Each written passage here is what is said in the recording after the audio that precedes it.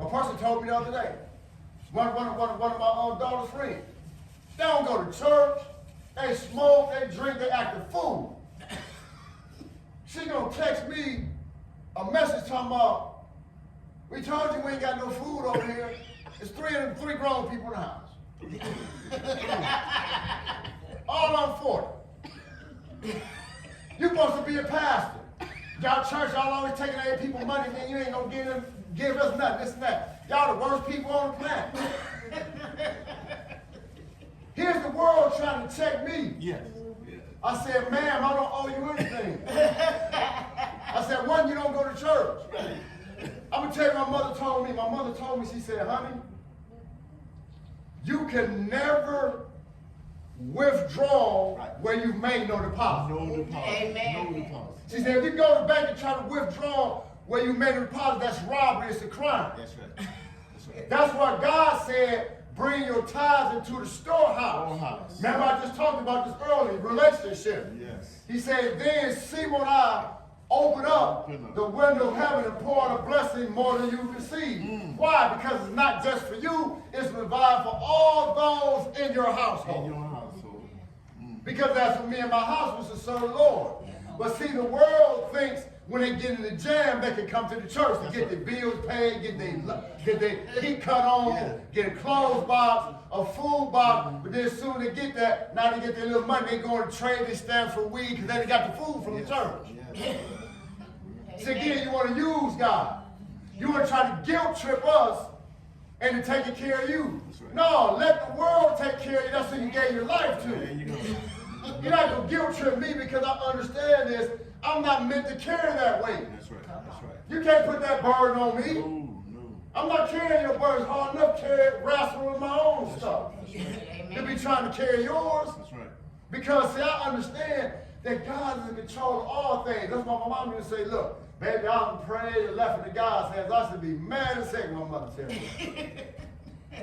I should be like, oh, that's just y'all. Y'all ain't got to do nothing. Y'all talking about y'all praying and don't trust in God's hands because you don't want to do nothing.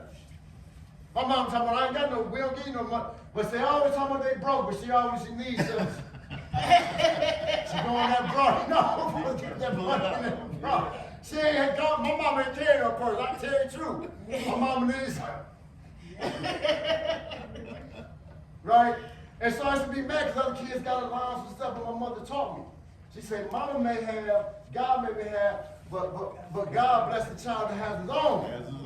So I had to go get a paper route in Detroit News, Detroit Free Press, had to shovel snow, had to rake leaves, had to cut grass, but it taught me work ethics. That's right. And it taught me that even your people don't owe you nothing. That's right. Come on. See, God is telling us, release that weight you were never meant to carry. Why? Because hurt becomes toxic when we hold it. Yes. That's why they say unforgiveness is like drinking poison and thinking it's going to kill somebody else. Yes, that's right. It's only hurting you. It's only hurting you. Don't you know that person going to sleep, snoring, comfortable, and all that? You don't want pacing the floor and all mad and worn out. You don't mean nothing to them. No, nothing. Because if you did, they wouldn't have treated you the way that they treated That's you. right. Amen. That's right. When I was out there getting high, shooting drugs and all that, I didn't know what to tell. My wife told me this. I never thought of it. She said, I got mad at her. She said, you suffer from low self-esteem. You didn't love yourself.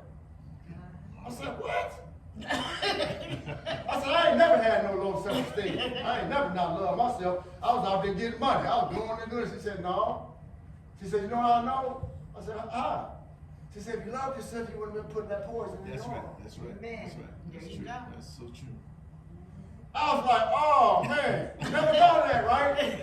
Because again, if I'm doing something that's self-destructive, Yes. how can I love myself? Because love does not tear down, it builds up. It builds up. It builds up.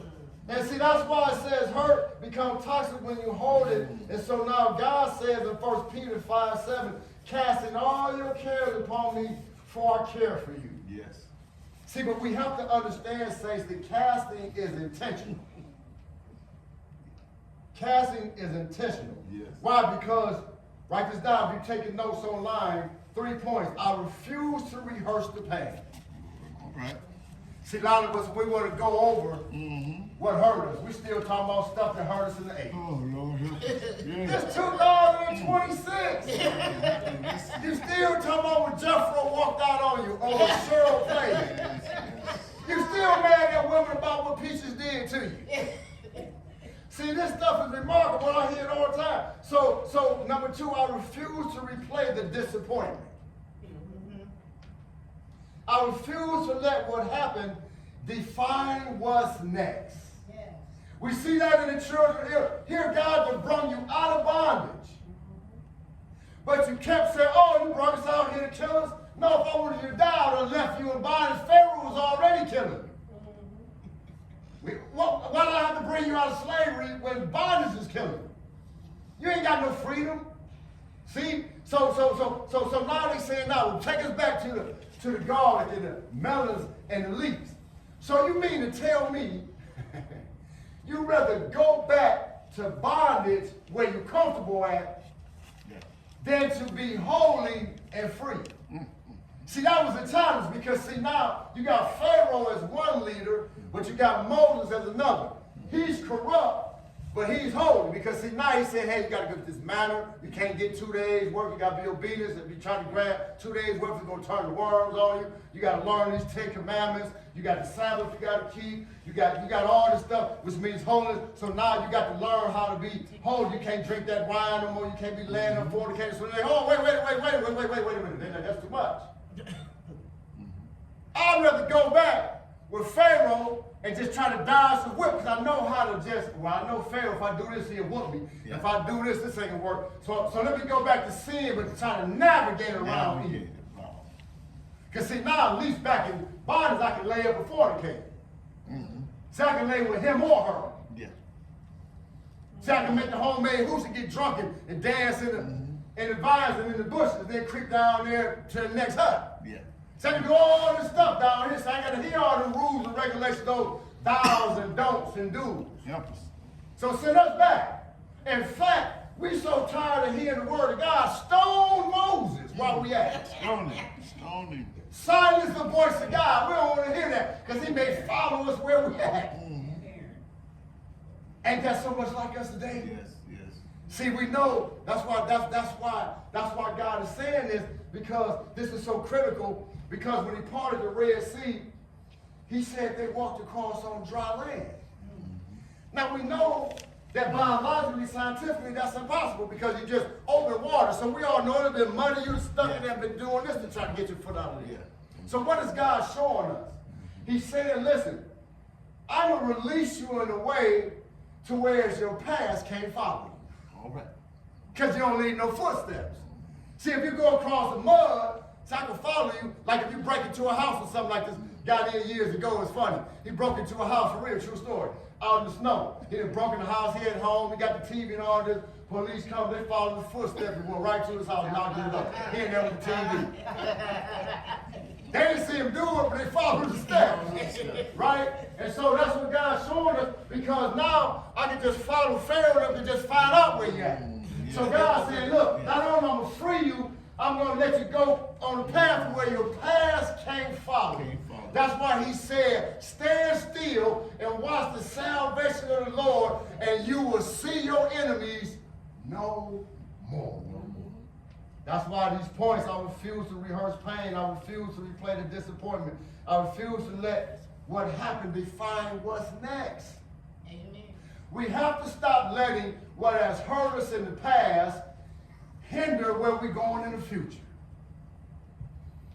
That's good. See, we see this, when we release it to God, why? Because God can handle what your heart cannot.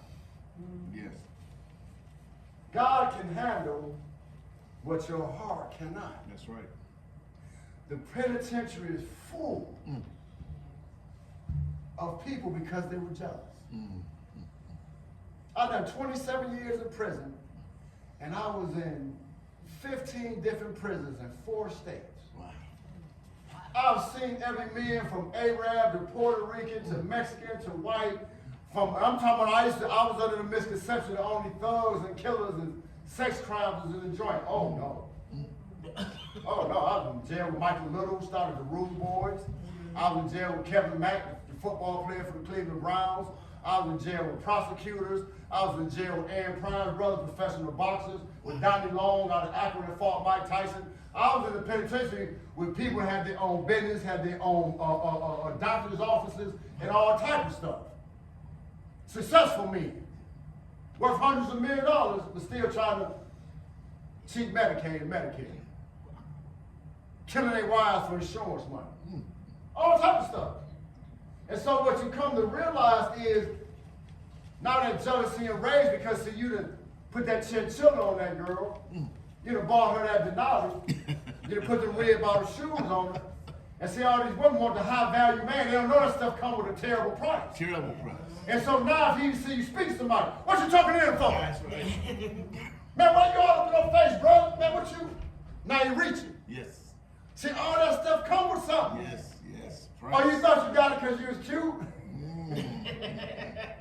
Oh no, that joker gonna control you. He gonna tell you where to go, what you doing. And see, another one thing, if you're taking notes, ladies, one of the things that a man will always try to do is isolate you away from your family. Yes. He's going to get you away from people who's going to check up on you. Yes. So he's going to try to take you to another state or place. He's going to lock you down. Yes, yes.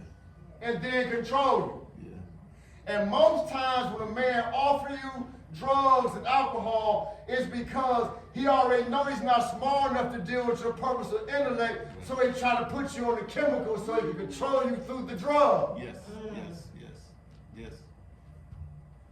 Psalms 147:3. God heals what people cannot reach. God heals what people cannot reach. That's good. See, people can't reach that brokenness inside you that you suffered as a little boy. That's See, I went through some things as a little boy that I never told people about. Yes. My wife knows. Yes. But stuff that I didn't even know why I was acting the way I was acting until God showed me the vision. I can say it, I don't, it's kids, so I ain't gonna go into it. But God showed me some things that happened to me when I was young. Yes. That made me realize why I was Yes. acting the way I was acting. Yes, yes. But see, we be bitter, we be mad, and we be out in the streets, and we be full of rage, and we looking for conquest, we looking for victory, we looking for stuff to validate our manhood. That's right. And so we go from person to person and thing to thing. But God says some wounds are too deep for human hands, but God specializes touching unseen places. Yes. This is why God says, trust me with your hurt. That's right. Don't leave the church because somebody hurt you. See, this is what we don't realize.